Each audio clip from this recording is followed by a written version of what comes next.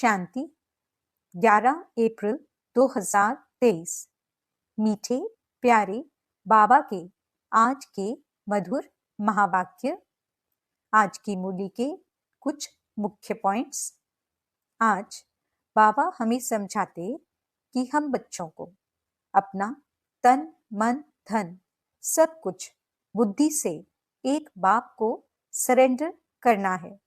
अशरीरी बन एक बाबा को ही याद करना है। यानी तू आत्मा के साथ साथ योगी भी जरूर बनना है। माया के विघ्नों से डरना नहीं है। बाप की याद से सब विघ्नों को हटा देना है। बाबा कहते, जो बच्चे बाप को पहचान कर दिल से एक बार भी मेरा बाबा कहते हैं तो रहम के सागर बाप दादा ऐसे बच्चों को रिटर्न में पदन गुना उसी रूहानी प्यार से देखते हैं और सूक्ष्म स्नेह से उनकी पालना करते हैं। तो चलिए सुनते हैं आज की बाबा की मीठी प्यारी मुरली। बाबा कहते, मीठे बच्चे जीते जी मर जीवा बनो। हम अशरीरी आत्मा हैं। यही पहला पाठ अच्छी तरह से रोज पक्का करते रहो। प्रश्न, संपूर्ण सरेंडर किसको कहा जाएगा?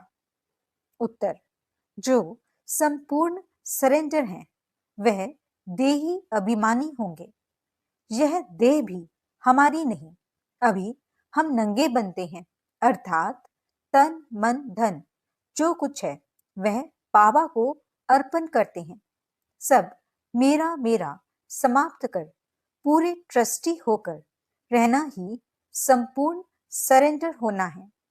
बाबा कहते, बच्चे मेरा बनकर सबसे ममत्व मिटा दो, धंधा धोरी करो, संभालो, माँ बाप की पालना का कर्जा उतारो, परंतु बाप की श्रीमत पर ट्रस्टी होकर। गीत, दर पे आए हैं कसम ले। ओम शांति। बच्चों ने गीत सुना। जरूर गीत में रहस्य भरा हुआ है जो बाप बैठ इनका अर्थ समझाते हैं। इसको कहा जाता है जीते जी मरकर बाप का बनना। बाप का बनने के बाद फिर टीचर व गुरु करते हैं। ऐसे भी नहीं सभी लौकिक गुरु करते हैं, मेजॉरिटी गुरु करते हैं। क्रिश्चियन लोग भी जब बच्चा पैदा होता है तो क्रिश्चियनाइज करते हैं, गुरु की गोद में जाकर देते हैं। फिर पादरी हो या कोई भी हो, पादरी तो क्राइस्ट नहीं हुआ, कहेंगे उनके नाम पर हम क्रिश्चियन बनते हैं। अभी तुम बच्चे जानते हो, पहले पहले तो हम बाप के बनते हैं। अपना तन मन धन जो कुछ है बाबा को अर्पण करते हैं। जीते जी मरते हैं, अर्थात हम आत्मा उनका बनते हैं। ये बुद्धि में रहना चाहिए। जो भी मेरी मेरी वस्तु है, मेरा शरीर, मेरा धन दौलत संबंधी आदि जो कुछ है भूलते हैं। मरने के बाद सब भूल जाता है। कितनी बड़ी मंजिल है। हम अशरीरी आत्मा हैं, ये पक्का करना है। ऐसे नहीं कि तुम शरीर छोड़ और मर पड़ते हो। नहीं, आत्मा कंप्लीट प्योर थोड़े ही बनी है। भल बाप का बने हो, परंतु बाबा कहते हैं तुम्हारी आत्मा अपवित्र है। आत्मा के पंख टूटे हुए हैं। अभी आत्मा उड़ नहीं सकेगी। तमो प्रधान होने कारण एक भी आत्मा वापस जा नहीं सकती। माया ने एकदम पंख तोड़ दिए हैं। बाबा ने समझाया है, आत्मा है फ्लाइंग स्क्वाड, सबसे तीखी जाती है। उससे तीखी चीज कोई होती नहीं। आत्मा से कोई पहुंच नहीं सकता। पिछाड़ी में मच्छरों सदृश सब आत्माएं भागती हैं। कहाँ जाती हैं? बहुत दूर दूर, सूर्य चांद से भी पार। वहां से फिर लौटना नहीं है। उन्हों के रॉकेट आदि तो जाकर फिर लौट आते हैं। सूर्य तक तो पहुंच नहीं सकते। तुमको तो उनसे बहुत दूर जाना है, सूक्ष्म वतन से भी ऊपर मूल वतन में जाना है। झट चले जाते हैं, आत्मा को पंख मिल जाते हैं। हिसाब किताब चुकतू कर आत्मा पवित्र बन जाती है। इस कयामत के समय की महिमा बहुत लिखी हुई है। सब आत्माओं को हिसाब किताब चुकतू कर जाना है। अभी तो सब आत्माएं मैली पाप आत्माएं हैं, यहाँ ही पुनर्जन्म लेती रहती हैं। तुम जानते हो यह बेहद का ड्रामा है। सब एक्टर्स को पाठ बजाने वहां से आना जरूर है। सबकी आत्माएं स्टेज पर आनी है। जब विनाश का समय होता है तो सब आ जाते हैं। वहां रहकर क्या करेंगे? एक्टर बिगर पाठ बजाने घर में थोड़े ही बैठ जाएंगे। नाटक में जरूर आना पड़ेगा। वहां से जब सब चले आते हैं तब फिर बाप सबको ले जाते हैं। बाप कहते हैं मैं भल यहाँ हूं तो भी आत्माएं आती रहती हैं, वृद्धि को पाती रहती हैं, नंबर वार। फिर तुम जाएंगे भी नंबर वार। सारा तुम्हारी अवस्था पर मदार है, इसलिए मरजीवा बनना है। हम आत्मा हैं ये निश्चय रखना मेहनत है। बच्चे घड़ी घड़ी देह अभिमान में आकर भूल जाते हैं। देही अभिमानी तब होंगे जब कंप्लीट सरेंडर होंगे। बाबा ये सब आपका है, मैं भी आपका हूँ। यह देह जैसे कि हमारी है नहीं, इनको मैं छोड़ देता हूँ। बाबा मैं आपका हूँ। बाबा कहते हैं मेरा बन और सबसे ममत्व मिटा दो। बाकी ऐसे नहीं कि यहाँ आकर बैठ जाना है। तुमको अपना धंधा धोरी करना है, घर संभालना है, बच्चों का कर्ज उतारना है, माता पिता की सेवा कर उनका उजूरा उतार देना है। बच्चों पर माँ बाप की पालना का कर्जा चढ़ता है। अब ये बाप तुम्हारी पालना कर रहे हैं तो तुमसे पहले ही सरेंडर कराते हैं। सब कुछ दे दो, उनसे फिर तुम्हारी पालना भी होती है।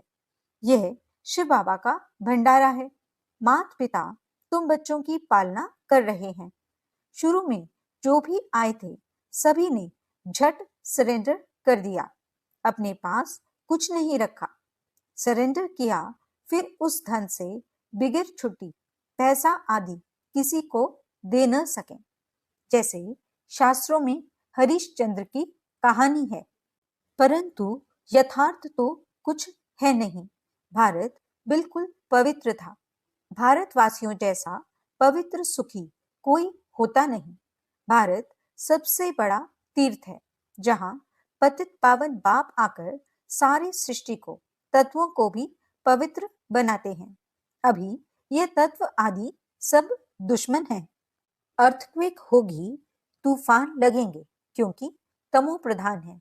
नेचुरल कैलेमिटीज आएंगी, बहुत दुख देंगी। इस समय सब दुख की चीजें हैं, सतयुग में है सब सुख की चीजें। वहां यह तूफान व गर्म हवाएं आदि कुछ नहीं होती। तुम्हारे में भी यह बहुत थोड़े समझते हैं। आज हैं कल नहीं है तो कहेंगे कुछ नहीं समझता था। भल यहाँ आते हैं परंतु सब कायम थोड़े ही रहते हैं। यहाँ से गए 10 दिन बाद समाचार लिखेंगे कि बाबा फलाने को माया खा गई। ऐसे होता रहता है। छोटे फूल हैं, बड़े फूल हो तो उनमें फल भी आवे। फल आ जाता तो दूसरों को आप समान बनाने की ताकत रहती है, उनका फल निकलता है। बाप के बने तो फिर प्रजा भी बनानी है, वारिस भी बनाने हैं। ऐसे नहीं पंडा बन बाबा पास आए बस हम पहुंच गए। नहीं, मंजिल है बड़ी। कहते हैं माया के तूफान बहुत आते हैं। अरे तुम बाप के बच्चे हो, तूफान तो आएंगे। कहते हो बाबा हम आपके थे, आपसे वर्षा लिया था, फिर पुनर्जन्म लेते लेते 84 जन्म पास किए, फिर आकर आपका बना हूं। मैं तो आपसे वर्षा लेकर छोड़ूंगा। तो ऐसे बाप को कितना याद करना पड़े। और आप सामान बनाए फल देना पड़े, नहीं तो मालिक कैसे बनेंगे, अपना वारिस कैसे बनाएंगे। प्रजा भी चाहिए और वारिस भी चाहिए, तो गद्दी पर बैठे। बाबा के पास तो बहुत आते हैं, फिर फारकती दे देते हैं। बुद्धि का योग टूटा, खेल खत्म। कई बच्चे बाबा से आकर पूछते हैं, बाबा अवस्था को कैसे जमाएं, कोई तूफान न लगे। उन्हों को तो रास्ता बतलाते ही रहते हैं कि बाप को याद करो, तूफान तो लगेंगे ही। बॉक्सिंग में ऐसा कब देखा जो एक ही थप्पड़ खाता रहे। जरूर दोनों में हिम्मत होगी। थप्पड़ एक वह लगाएंगे तो 10 थप्पड़ दूसरे भी लगाते होंगे। यह भी बॉक्सिंग है। बाप को याद करते रहेंगे तो माया भागती जाएगी, परंतु फट से तो नहीं होगा। माया से कुश्ती लड़नी है। ऐसे मत समझो माया थप्पड़ नहीं मारेगी। भल कोई भी हो, बड़ी बॉक्सिंग है। बहुत डर जाते हैं। माया एकदम नाक में दम कर देती है। युद्ध स्थल है ना। बुद्धि योग लगाने में माया बहुत विघ्न डालती है। मेहनत सारी योग में है। बल बाबा कहते हैं, ज्ञानी तो आत्मा मुझे प्रिय है, परंतु ऐसा नहीं सिर्फ ज्ञान देने वाला मुझे प्रिय है। पहले योग पूरा चाहिए। बाप को याद करना है। माया के विघ्नों से डरो नहीं। विश्व का मालिक बनते हो। 16,108 की माला बहुत बड़ी है, अंत में आकर पूरी होगी। त्रेता अंत तक इतने प्रिंस प्रिंसेस बनते हैं। कुछ तो निशानी है ना। 8 की भी निशानी है, 108 की भी निशानी है। यह बिल्कुल राइट है। त्रेता अंत तक इतने 16,108 प्रिंस प्रिंसेस होते हैं। शुरू में तो नहीं होंगे, पहले थोड़े होंगे, फिर वृद्धि पाते जाते हैं। वे सब बनते यहाँ हैं। चांस अभी बहुत अच्छा है, परंतु मेहनत बहुत है। गीत में भी कहते हैं, कब नहीं छोड़ेंगे, मर जाएंगे। बाबा फिर कहते हैं, ये सब तुम बच्चों के लिए ही है। बच्चे कहते हैं, हमारा सब कुछ आपका ही है। कहते हैं ना कि ये सब कुछ भगवान ने दिया है। अब बाप कहते हैं, ये तो सब खत्म हो जाना है। विनाश तो होता है ना। तुम्हारे पास क्या है? यह शरीर भी खत्म हो जाएगा। अब मैं फिर तुमको बदली कर देता हूँ। सिर्फ एक्सचेंज करते हो ना। तो बाप कहते हैं, बच्चे अशरीरी बनो, हमको याद करो, सभी सरेंडर करो। बाप कहते हैं, इन सब शास्त्रों आदि का तुमको सार समझाता हूँ। जो शास्त्र आदि पढ़े हुए हैं वह तो समझते हैं। बाप कहते हैं, मैं ब्रह्मा मुख द्वारा तुमको यह समझाता हूँ। मैंने कल्प पहले भी तुमको राजयोग सिखाकर राजा रानी बनाया था, फिर अब बनाता हूँ। कभी भी मनुष्य मनुष्य को गीता सुनाए, राजयोग सिखलाए, राजा रानी बना न सके, फिर गीता सुनने से क्या फायदा। बाप तो कहते हैं, मैं खुद कल्प कल्प आकर तुमको स्वर्ग का मालिक बनाता हूँ। हमारे बनेंगे तब तो वारिस बनेंगे ना। तो जितना तुम योग में रहेंगे उतना शुद्ध बनते जाएंगे। बाबा यह सब आपका है, हम तो ट्रस्टी हैं। आपके हुक्म बिगड़ हम कुछ नहीं करेंगे। शरीर निर्वाह कैसे करना है वह भी मत लेनी है। अक्सर करके गरीब ही पूरा पोता मेल देते हैं।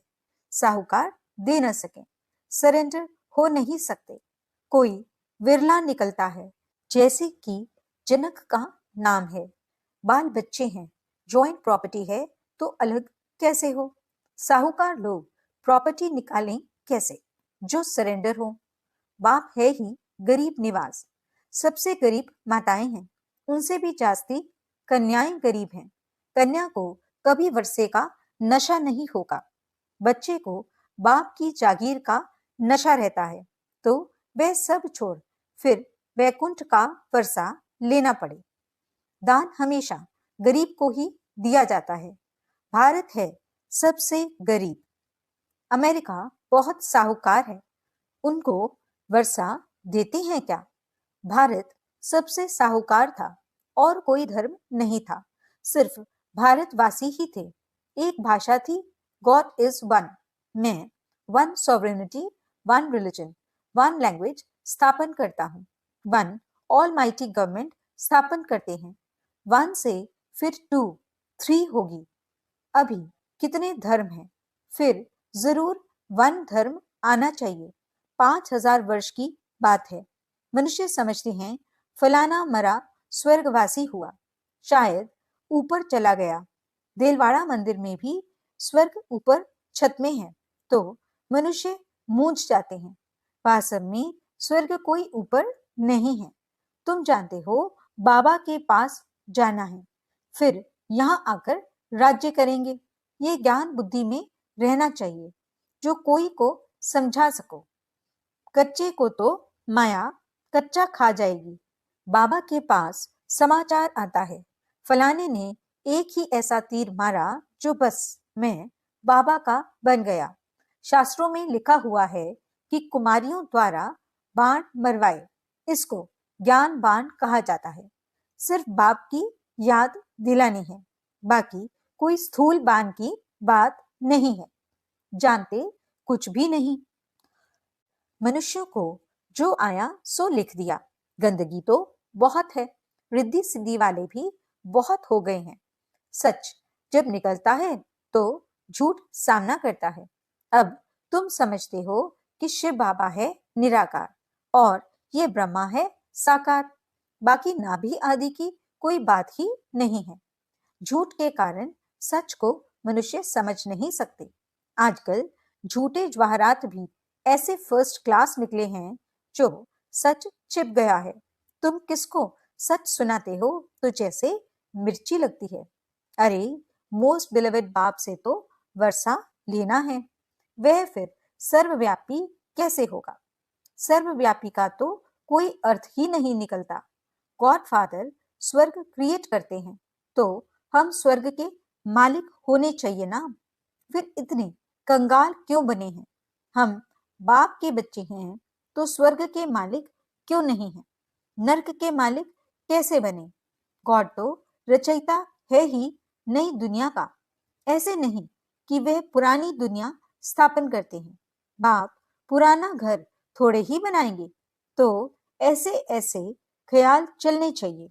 अच्छा, मीठे मीठे सिकिलते बच्चों प्रति माता पिता बाप दादा का याद प्यार और गुड मॉर्निंग। रूहानी बाप की रूहानी बच्चों को नमस्ते। हम रूहानी बच्चों की रूहानी बाप दादा को दिल व जान सिक व प्रेम से नमस्ते नमस्ते नमस्ते जी। गुड मॉर्निंग बाबा, शुक्रिया बाबा। धारणा के लिए मुख्य सार। पहला पॉइंट, माया के विघ्नों से डरना नहीं है। बाप की याद से सब विघ्नों को हटा देना है। दूसरा पॉइंट, बुद्धि से सब कुछ सरेंडर कर अशरीरी बन बाप को याद करना है। ज्ञानी तो आत्मा के साथ साथ योगी भी जरूर बनना है। वरदान, मेरेपन की स्मृति से स्नेह और रहम की दृष्टि प्राप्त करने वाले समर्थी संपन्न भव। जो बच्चे बाप को पहचान कर दिल से एक बार भी मेरा बाबा कहते हैं तो रहम के सागर बाप दादा ऐसे बच्चों को रिटर्न में पदम गुना उसी रूहानी प्यार से देखते हैं। रहम और स्नेह की दृष्टि उन्हें सदा आगे बढ़ाती रहती है। यही रूहानी मेरेपन की स्मृति ऐसे बच्चों के लिए समर्थी भरने की आशीर्वाद बन जाती है। बाप दादा को मुख से आशीर्वाद देने की आवश्यकता नहीं पड़ती है, लेकिन सूक्ष्म स्नेह के संकल्प से हर बच्चे की पालना होती रहती है। स्लोगन, जो बाप के प्यारे हैं उनका अन्य किसी व्यक्ति व वैभव से प्यार हो नहीं सकता। अच्छा, ओम शांति।